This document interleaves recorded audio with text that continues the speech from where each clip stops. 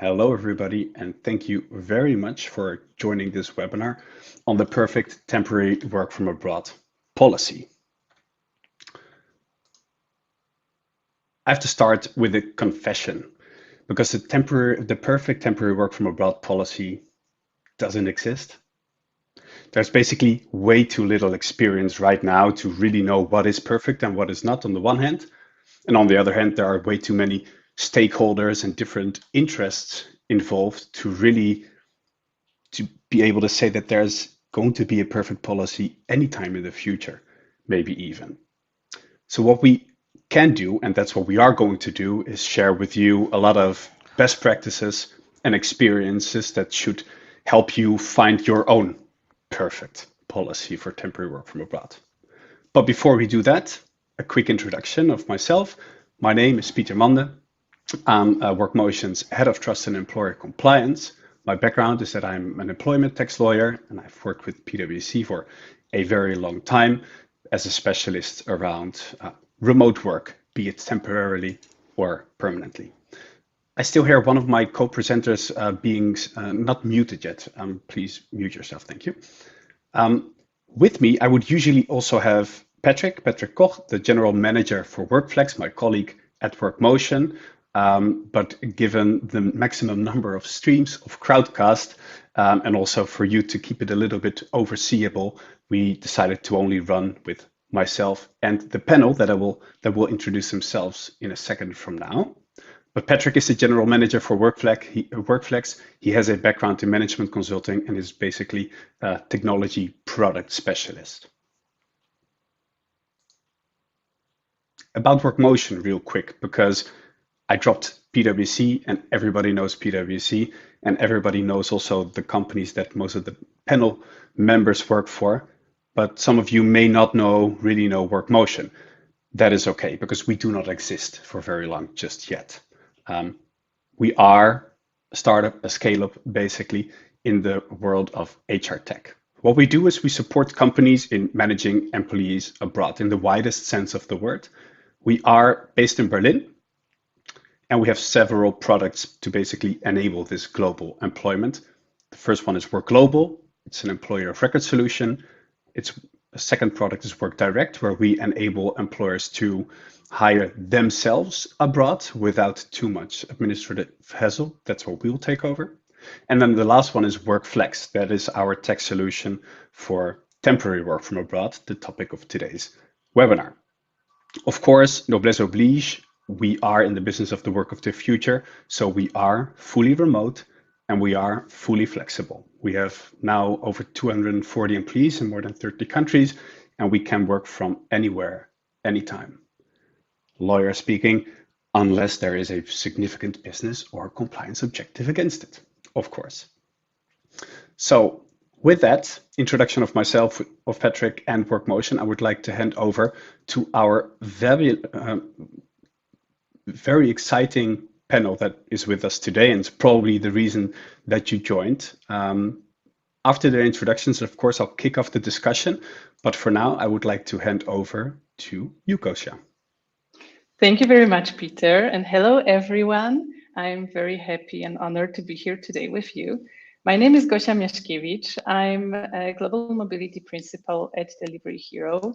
I have over 10 years of experience in global mobility, and I'm specialized in compliance. And I joined Delivery Hero 1 year ago, and my journey at DH started because of temporary work from abroad project. So it's been 1 year already when I'm responsible for the program, from development of the guideline to case management, and now we are in an improvement stage of it.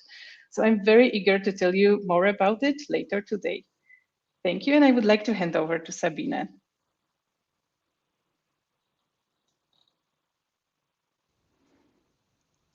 Hello, everybody. Also from my side, I'm also very happy to be here in this webinar today. My name is Sabine Ziesecke. I'm a tax partner at PricewaterhouseCoopers. For more than 20 years now, I'm dealing with international taxation in the area of global mobile employees, like typical secondments, local hires, business travelers, and for sure, international remote working people. This not only includes individual taxation issues and payroll tax, but also social security and labor law consulting. And I'm very happy to tell you more about it today, later in this session. And I hand over to my colleague. Thank you so much, Sabine. I'm Sophie. I'm from Enpal. I'm leading the HR and culture team right now. So Enpal is maybe not so well known as PVC as well, but it's the first green German unicorn and is aiming to build the biggest European renewable energy community. To give a heads up, I'm looking forward to give you an insight, of a practical example from a non-specialist, me, without any knowledge from global mobility beforehand, before the pandemic made, working from anywhere on vogue, I would say. So really looking forward to talk to the people about it. So I will hand over to Moritz.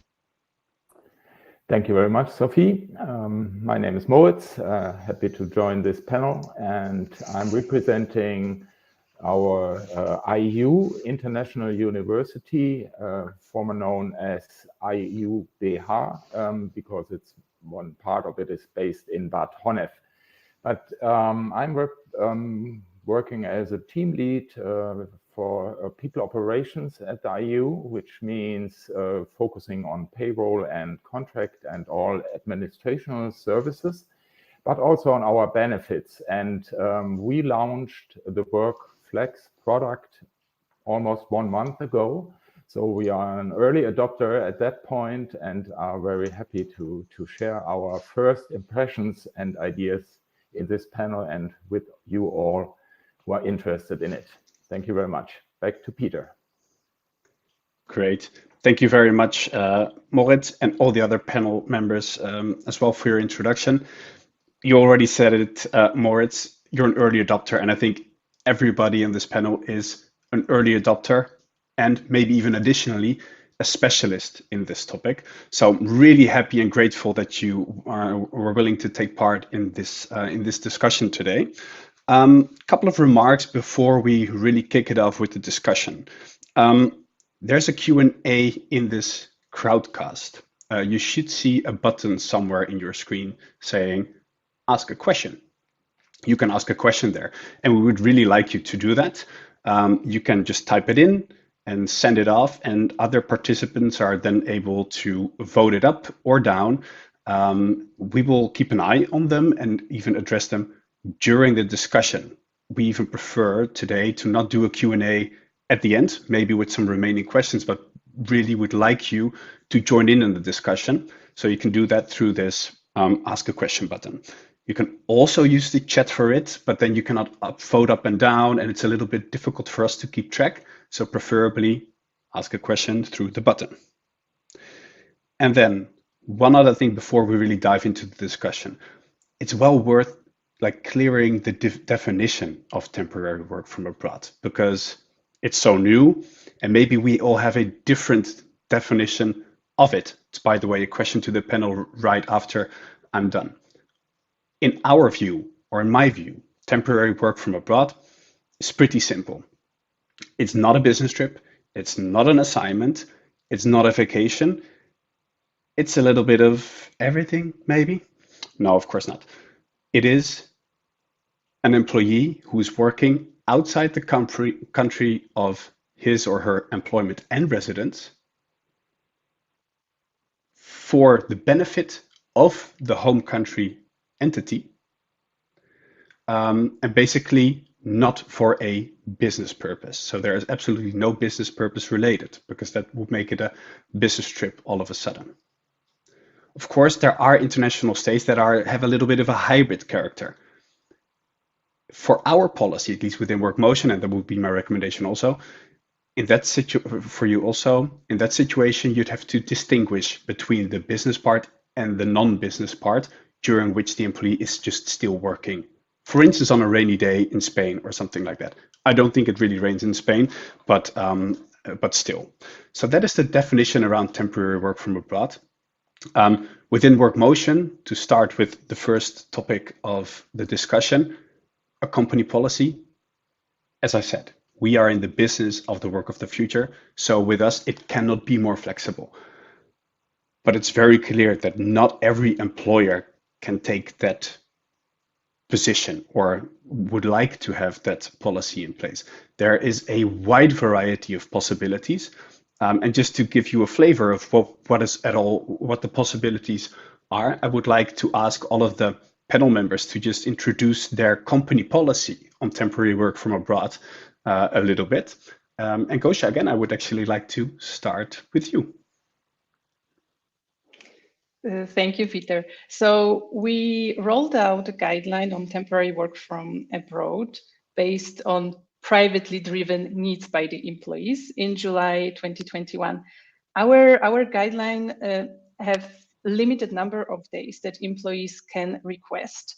And it's important to say that they can request it, but it doesn't mean that they will be automatically approved because each case is subject to an assessment. And we built several risk mitigation factors into our guidelines, starting from immigration. So employees have to have the right to work in the country they wish to work in. And they have to get approval from their manager. And before they even raise formally a request, we encourage managers and employees to have that discussion, what's the time zone impact on that setup and what's the impact on the team. If that's all cleared from that line manager approval step, they also need to consider a few other rules that we put in place. So that program is available to employees after probation has been finalized, and this helps us mitigate several tax issues that can arise when employees join from different countries and immediately after coming to Berlin, they want to work from their country of nationality. And when those requests are raised to us, they go through a check. Within Global Mobility team, we check immigration. So if the country matches the nationality or if the employee submitted a proof of right to work. We check rules according to our guidelines. And we also check if there are any employer obligations in the country where employees wish to work. If the cases are flagged as medium risk, they are also managed by our tax team for permanent establishment risk validation, mainly due to seniority of those employees, their activities that they do. And when it passes that check, it also goes to our employment law colleagues, especially if it's a new country that we haven't dealt in before, to validate if there are any compliance rules that we need to be aware of. Once it goes through that process, it's approved or declined. And if it's approved, we also arrange for A1 and COC certificates, if applicable, for that combination. And I think the biggest value in having a formal guideline is the visibility of the request, being able to see how important that program is for our employees, how many people want to use it, and to start looking at demographics and what are the real needs for flexibility of our employees. So I can share with you that 80% of our employees request to work from their country of nationality. So people use this program to go home, and that's why we introduce it, to support our employees during difficult times of pandemic. And this is how this program was triggered, so that they can spend a little bit more time with their families while continuing to work. And the program is very popular. Around 30% of our employees already use it at least once. And they have flexibility also to request even one day if there's a need. So we receive a lot of requests thanks to this guideline. So we have full visibility. We assess the cases on an individual basis, and we know where our employees work from, which in crisis situation can be really, really helpful. Thank you. Thank you, Kostka. Yeah, I don't think we have to make a secret out of it, right? We know each other, and I've seen you on this journey. What I think is really great, and maybe you can share a little bit more insight on where it really started. You said the whole trigger for this policy was people wanting to go home during the pandemic, and I think we don't have to make a secret out of like Delivery Hero being a very, very early adopter of it. How was it triggered? Was it like employee requests coming in, or was it you in HR and GM saying, no, shouldn't we do something here?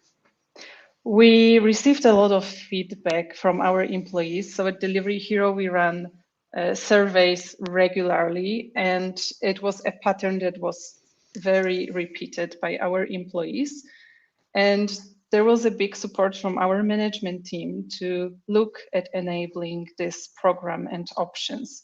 So with that in mind, and with pandemic in mind, and with values that our companies have, like the main values, we are heroes because we care about the employees, and we wanted to do something for them. This is how this program started. Can we enable that flexibility? That was the question that was asked. If we can, how do we do it in a compliant way? So that was the main trigger and the main focus when we looked at managing that program. Very good. Thank you very much. And thank you also for the participants for already asking your questions. We're not going to cover the questions directed to Gosha right away. We'll get to them definitely, I promise. The first question that actually came in was for you, Moritz, and I think it's a nice bridge also where Delivery Hero already started very long ago. You already admitted to basically going live with WorkFlex only a month ago. Doesn't mean that you weren't busy with this topic before that, but I do think it probably gave you a little bit more time than Delivery Hero to think about your policy at IU. Can you share maybe the basics of that policy with the audience, please? Yes, of course. Thank you for the bridge. Well, we had it on our mind from also different perspectives, of course. On the one hand, there were the employees who, in times of remote working, started to work from other countries and foreign countries and asked if it's possible, or even didn't ask. So, for example, the IT department informed us one day about if we know that some of our internships are working from the Caribbean. And we didn't know about that. So this was something that changed our minds, of course, and we thought about how we can start it. And on the other hand, it was all under the radar. We didn't have any transparency about it and wanted to be as flexible as possible. So we were looking for some kind of solution, how to implement this in a way that we heard already at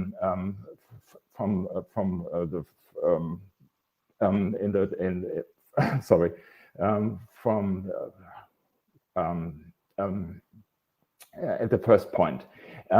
So this is how it all started, and we are still in a learning process about the policy. Like you mentioned, Peter, at the beginning, this is there can't be the perfect policy, and we are working on it so far. So we have announced to all colleagues that we have the WorkFlex solution and the offer, and it's really used so far quite good by our employees. And we started with an offer to say everybody should and could at least work like 20 days per year from a foreign country. But this was just a number of days to push it and to motivate people to take this chance. And now we have to see and learn how people react on it, and also discuss, of course, about policies if they are necessary, and at what point are they necessary. But of course, like the WorkFlex solution helps us to do this assessments and to also give feedback if we can't approve the request, and that's where we are staying at the moment. Thank you. That's very helpful. Yeah, I think what I like from what you just said is, and it's maybe also a recommendation for the audience, if you don't really know where to start, just start and see what comes in before you really draft a policy 20 pages long. Maybe see how things go. And that would be my follow-up question for you, Moritz. It's actually a question from the audience too. How many requests did you now have? And what percentage does that roughly represent? Are you, if you have the numbers? Yeah, I have them, of course. That's a good thing about the tool also, to have a little reporting besides. But well, let's face it, it's only 1 month so far, and we had about 70 requests so far, which is quite a small number, I would say, compared to 3,000 employees. But I can say all these requests are all these requests are very short time, which means of people who want to leave or go on something like a workation in the next 3 months. So there were some very fast movers. They wanted to go like next day or leave next day on a trip to work from abroad. So we expect much more to come up, and also for longer terms, of course. So, but this people seem to use it quite for the next vacation, which means in springtime. And that's the first feedback we receive. So they like this flexibility and the possibility to really enlarge their trips, for example, and to stay longer with their families or at the place where they travel to. This is quite a great benefit. Very cool. Yeah, I think the buzz it seems to have created within the company is quite spectacular. And that brings me to the panel member who already admitted a little bit, I may not be the compliance specialist on it, but you've got the word culture in your title, Sophie. So I guess that must be like mainly your perspective to this entire topic. Could you also share your like company policy at Enpal around this topic, and maybe right away also like point out where your culture perspective has this like massive, or if it at all has a massive impact on well, how you've put that on paper? Sure, for sure. I think I'm not a tax lawyer or something like that, or I have some lawyer background. That's what I meant with compliance specialist.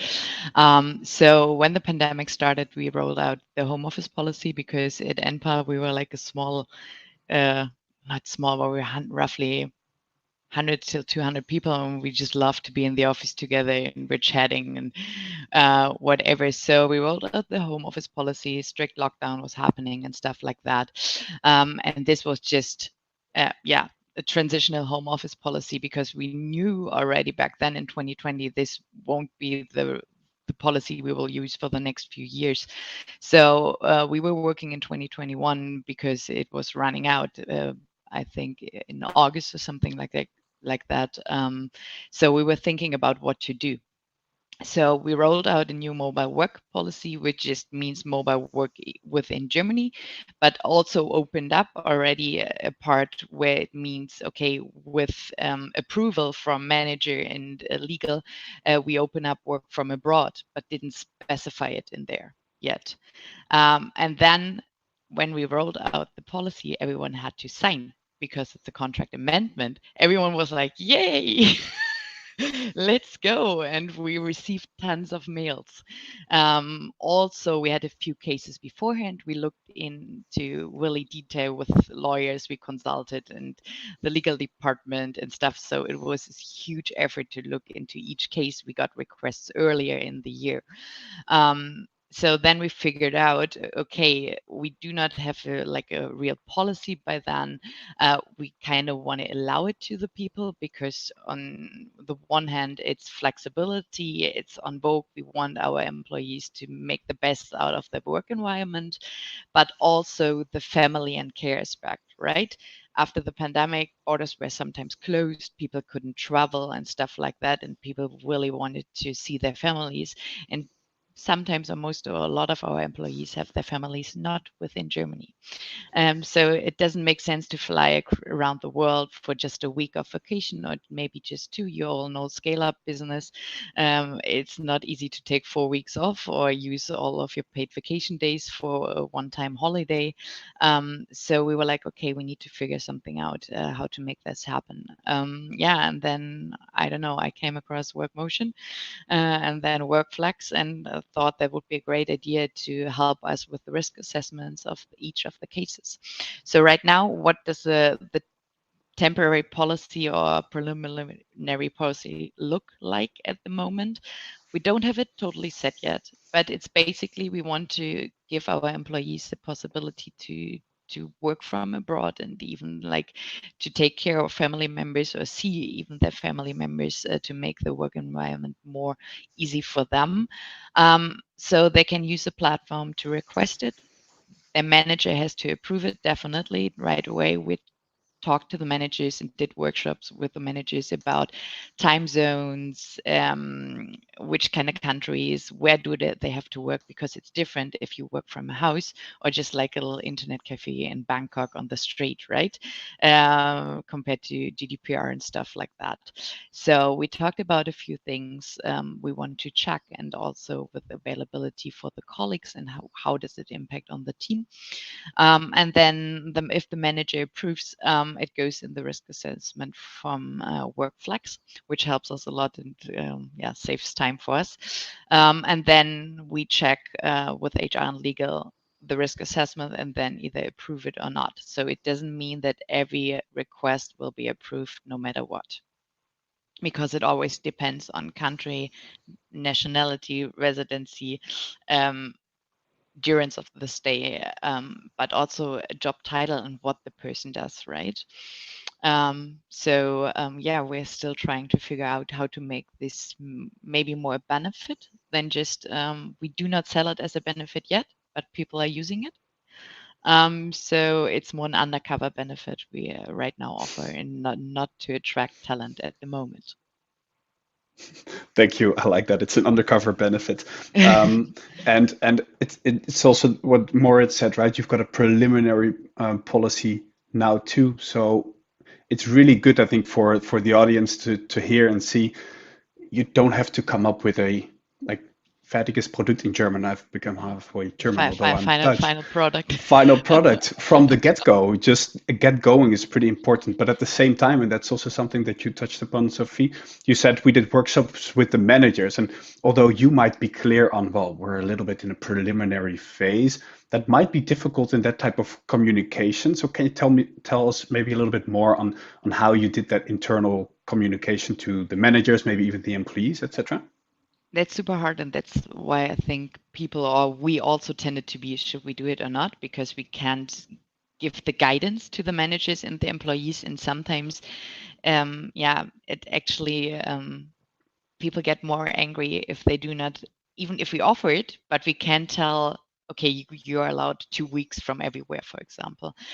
So we make sure that we're really close, so the HR partners are really close to the managers, and we discuss cases if we have to reject them, and give the employees explanation why. So we get in a talk and then explain why, and then the employees are like, what? I thought I can bring my laptop with me and work from abroad, and do not even know what's behind that.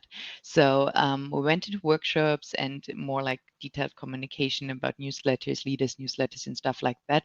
What are the obstacles behind it, and explain why it's not that easy as it seems to be to work from abroad, and the why behind it, and what we look into with WorkFlex, for example, yeah, makes it more easy to explain why we may reject requests, for example. And I think it's one of the biggest things to explain to people why, that they understand and do not be angry at you. Thank you for that follow-up. And it's you said the R word, rejection.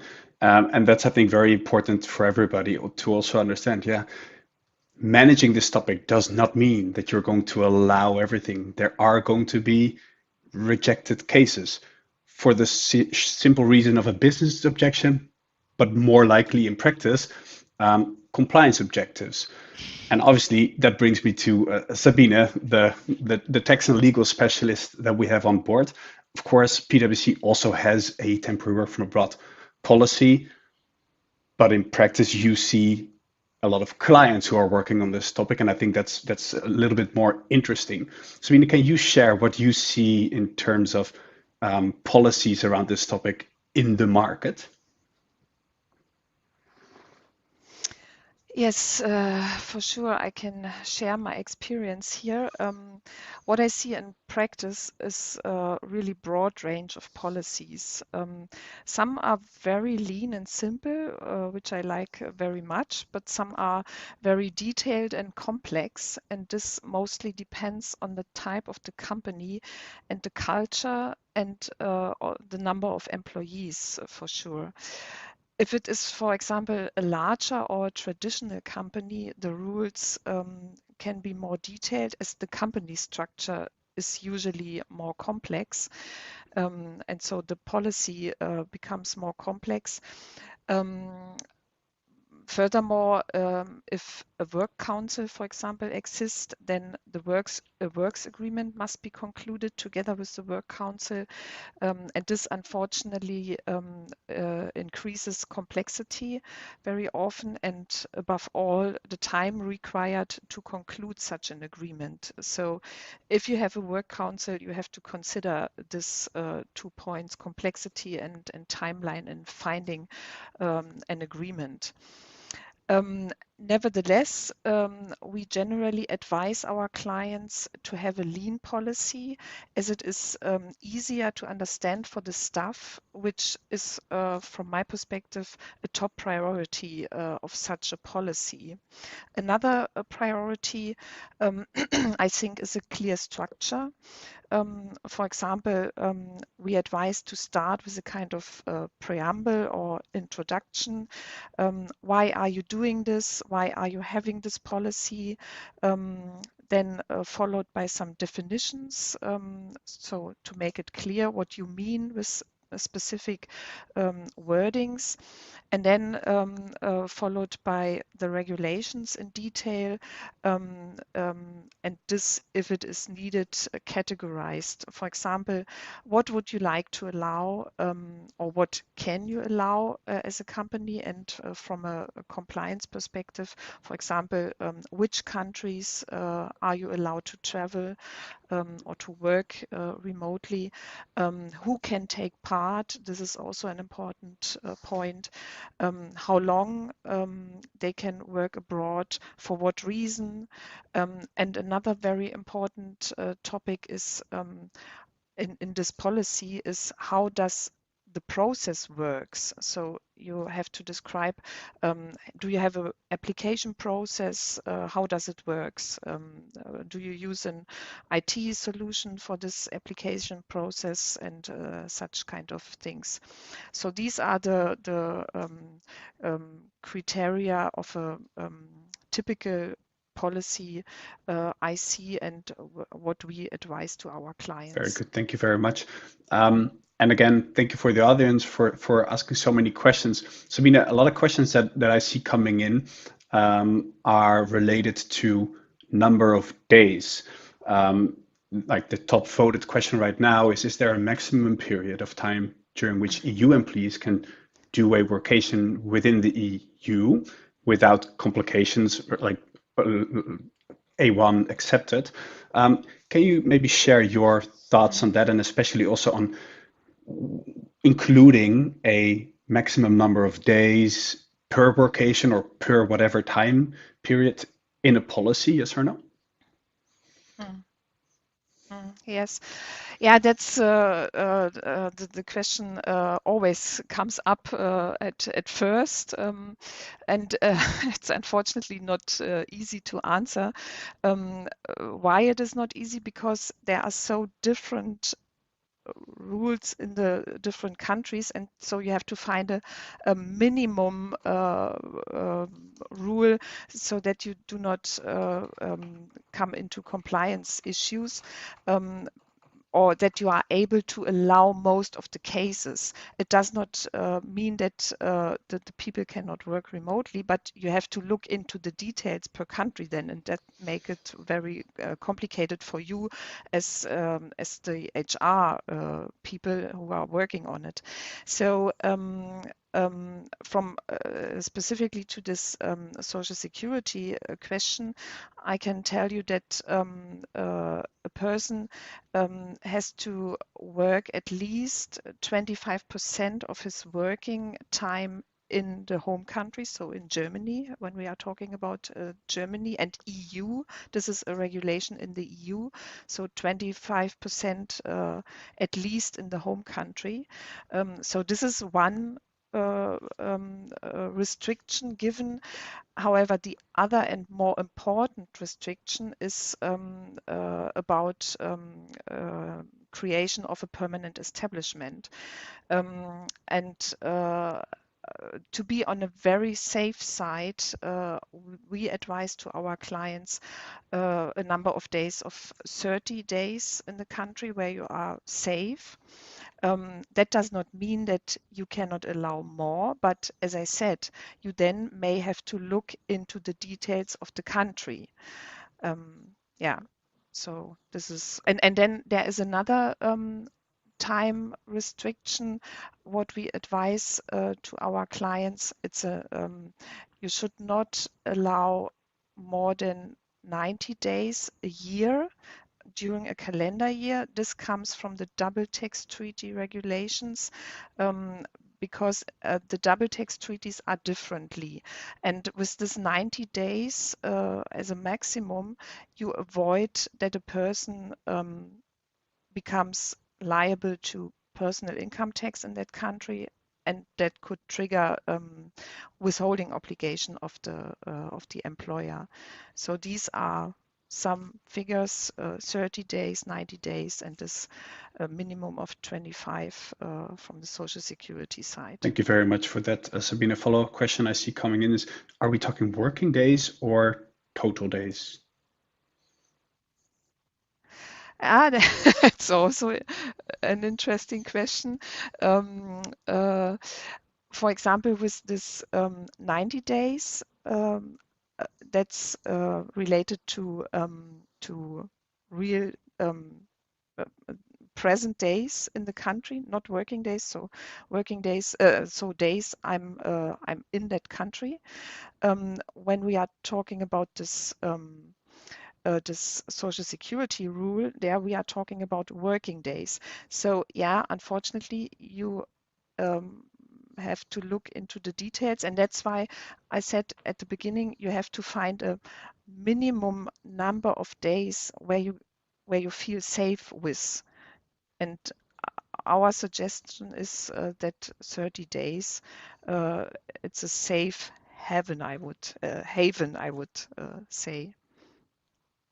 Thank you very much. So we've already landed a little bit at the second point of this discussion. There's only 3 in total. Last point would be we're going to look at the future. But there's a lot of points that you can discuss about, and one definitely is number of days. Thank you for your recommendations, Sabine. I think it's very important to emphasize, like, those are recommended days to really mitigate any risk, although really mitigating the entire risk, and maybe I should have said that at the beginning, dear audience, it is not possible. Temporary work from abroad is never entirely free of risks, even if you do not allow it, because then people will just stop asking and start going. But also, it's never free of risks, because sometimes it's not really up to you. If authorities start a discussion at the border, you may still win the discussion, but you've more or less lost already if the discussion has started. So it's also a little bit ambiguous what a risk really is. But that's just my 2 cents on this. Gosha, you said that you've got 30 days as a maximum too. Can you share maybe whether that's also a compliance-driven threshold? And are you intending to maybe adjust it going forward, yes or no? No, we will keep the defined number of days, and we are not looking at the moment at options to make it bigger. And that's the number of days that the company feels comfortable with, and or our departments, because that allowing international work is actually very intra-departmental decision. And this was the conclusion we came together to as a team. And most probably, and actually, and maybe one important point, our policy is temporary. So we rolled it out first time for 2021, then we did extension for 2022.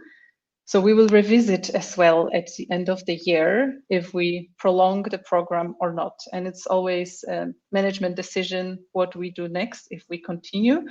But I believe the current amount of days is what we feel comfortable with, and most probably there will be no increase. It's difficult to say though at this point.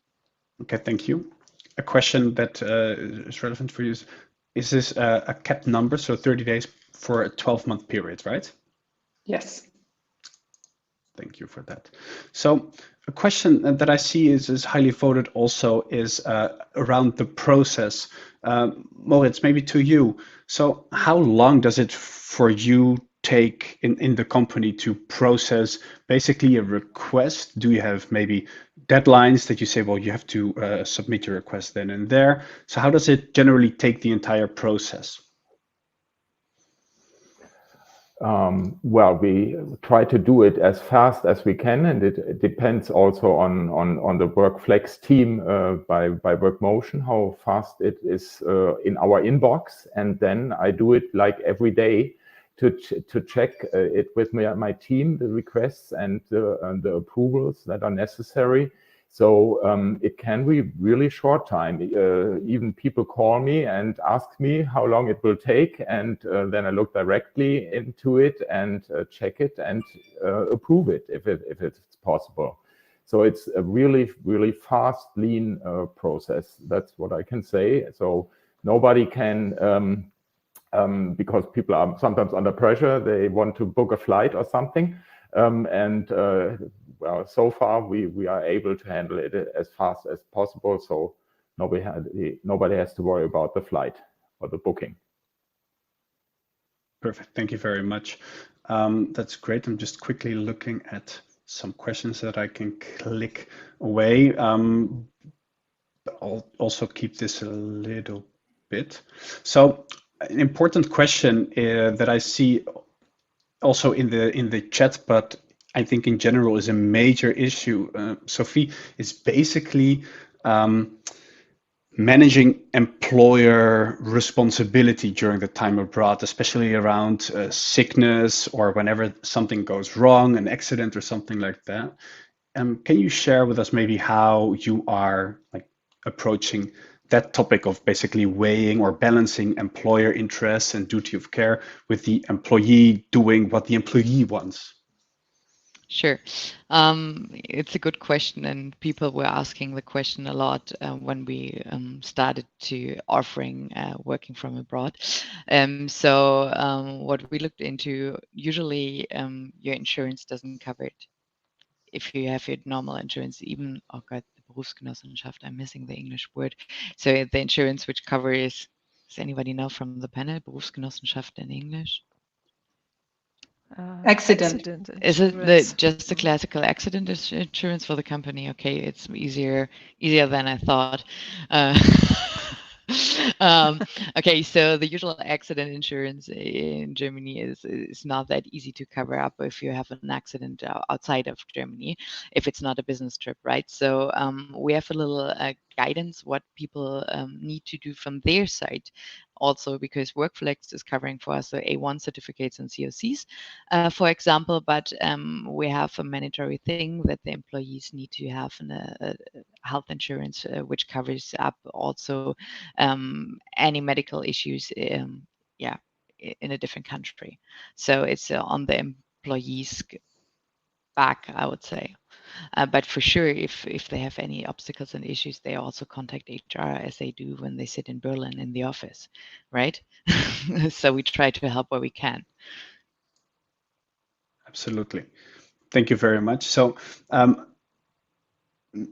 before we jump back to Sabine and more a little bit of compliance, because I see a lot of questions coming in. What I think, what I would like to hear from you also, Sophie, is just the first question. Like, if you're working on a policy, I know for everybody compliance is super important, etc. But you do have to put something on paper that you can share with the employees and the people.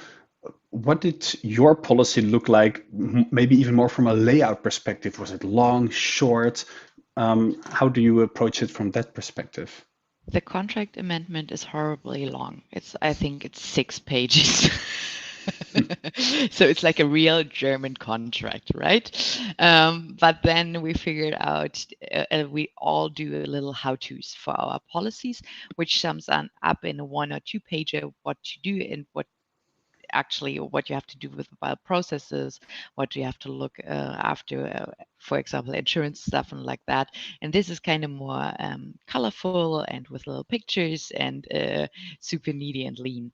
So yeah, the thing that needs to be signed is typical German bureaucracy, and the thing which explains everything to the employees is a 1 to 2 pager, colorful and super lean, which explains it to everyone. Great, thank you. So, as I said, compliance seems to be a very hot topic in this webinar, and for a good reason. A hot question right now, Sabine, to you is: we allow, as a German company, work abroad inside the EU, but many employees are, like the employees from Delivery Hero, from outside the EU and would like to work from there too. Is there a reason to differentiate? There is a reason that you can differentiate, but this does not mean that you cannot allow the outside EU countries. I will explain the reason, and this then always depends on how will you handle this and how is your process. How will you organize this internally? So for within the EU, we fortunately have some harmonization. For example, in Social Security, we have harmonized in the EU for EU citizen. That's also important. Traveling or working remotely within the EU is only easy for EU citizen because then the Social Security harmonization applies, and also immigration is no issue. And this brings us to the outside EU countries. There you have other Social Security regulations to be considered. So this makes the process a bit more complex. If you think it's okay, I can manage this within my organization, for sure you can do this and you can allow working outside EU. And also immigration is an issue. What most companies do there is they allow working remotely if that person ensure that he has a work permit for that country he or her want to work in. Yeah, and this brings us up to the process of application and documentation so that you as an employer are sure you fulfill all the compliance issues. Thank you. And one important point I have forgotten, it's also outside the EU, you have to consider which country, with which country you have a double tax treaty or not. This is also an important point. And then outside tax and legal issues, there are for sure other questions like security, data security, and such things. Yeah. Thank you, Sabine. So, well, there are various reasons indeed to differentiate. Gosha, you said that 80% of your requests are actually people going back home, which is quite often also outside of the EU, right? So that usually covers the immigration issue, because if you've got the nationality from a country, you can generally work from there. Is that a correct understanding? Yes, exactly. So the first checkbox in our compliance validation can be checked that immigration is in order, nationality gives these employees the right to work in their country. Very good. Great, thank you. Also looking at the time, I would like to also get a little bit of your future outlooks. I'm still looking at the questions, trying to manage difficult, like, various things at the same time, which for a male is not very easy. Moritz, may I ask you to basically share your vision on how you think that, well, based on the experiences that you have so far, the world that you are basically seeing, how you expect the temporary work from abroad topic to basically develop over the next, let's say, 5 years? Yeah, good point, of course, because we are right at the beginning, and of course we hope that this offer will be the future and everybody will get used to it, to use it. Besides all regulations that will hopefully not make the chance smaller to use it. Because if I'm listening to all my colleagues in this panel, I'm a little bit of, yeah, well, we are still at the beginning also what our compliance view and our risk appetite, if I call it like that, seems to be like. We try to really make it as small and lean as possible, as I mentioned before, just to make this offer small or complicated or however. So there are two ways I think that looking at the future might come up. One is to make this offer really a big offer and an attractive offer, and to stay for it and to keep the risk appetite as high as possible. And on the other hand, of course, there might come up cases which put us in a way that we have to handle maybe more the compliance aspects or the regulations or, well, all we discussed before. And I would like to drop one point, which is quite highly discussed at the moment on our side, is all questions that concern the IT situation, not only the data security, also how do we support people working from other countries? What kind of IT support to make them able to work do they expect? And this is quite an issue we have to discuss with the IT service departments of our company. Like if somebody drops or his laptop into the ocean, how can we support him to make him able to work as quick as possible? Do we send people out to deliver new laptops or whatever?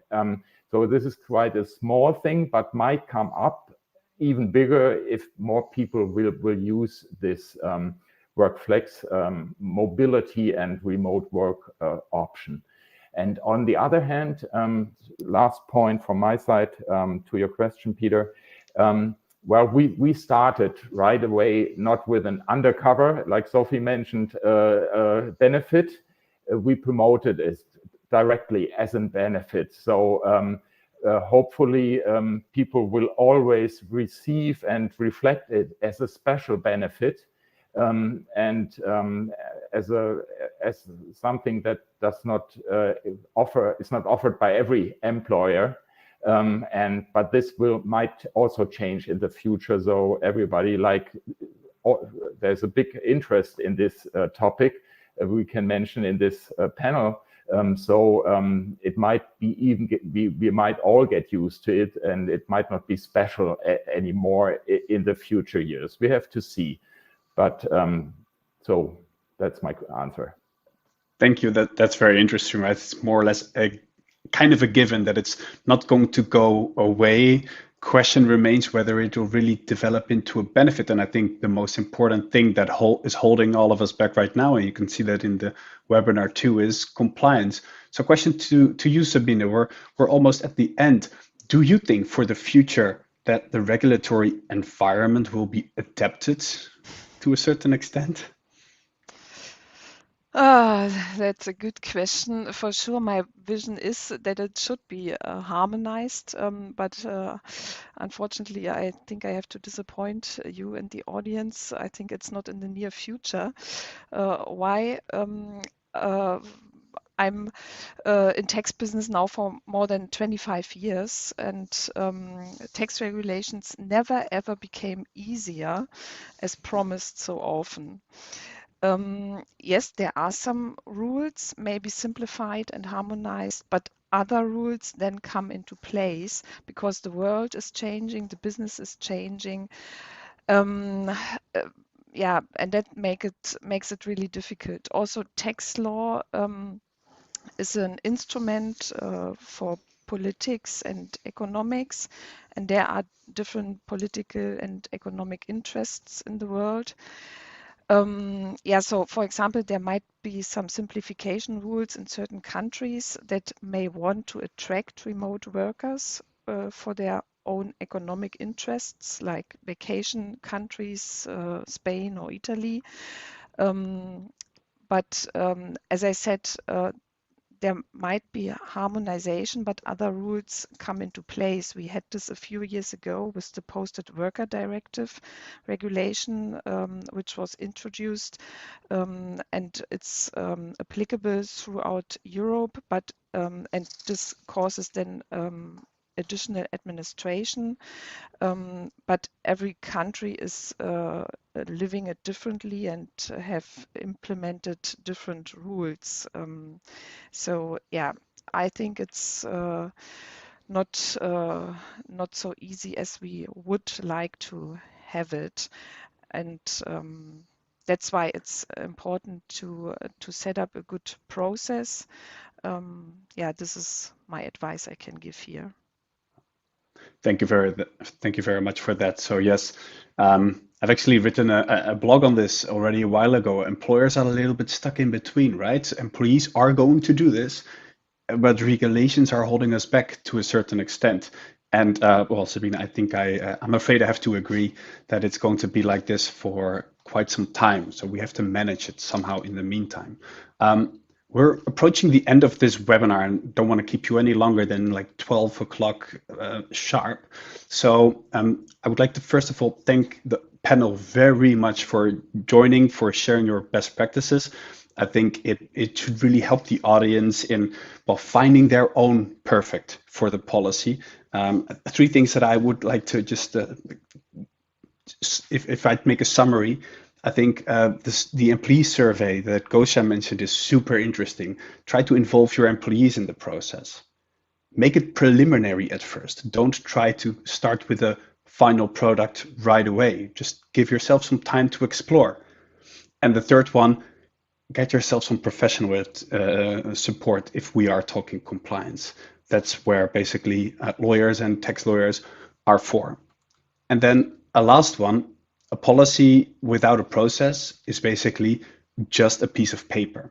So also think about how you translate the policy into a process. And of course, we're a commercial company. That is actually what WorkMotion's WorkFlex solution is supposed to help you with. So if you would like a demo on this or further information on WorkFlex, please reach out to us. We will reach out to you also. Promise already made in the chat. Following this webinar, we will share with you our policy template for the perfect temporary work from abroad policy that should help you as a basis, or it should at least inspire you to create your own policy, but also a white paper that we just released earlier this week around the challenges and opportunities of this post-corona employee benefit.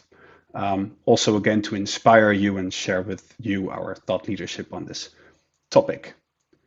And with that, again, thank you to the panel. Thank you also for the audience. I see still some open questions. I'm really sorry that we weren't able to cover all of them. You can, of course, reach out to us after the webinar as well.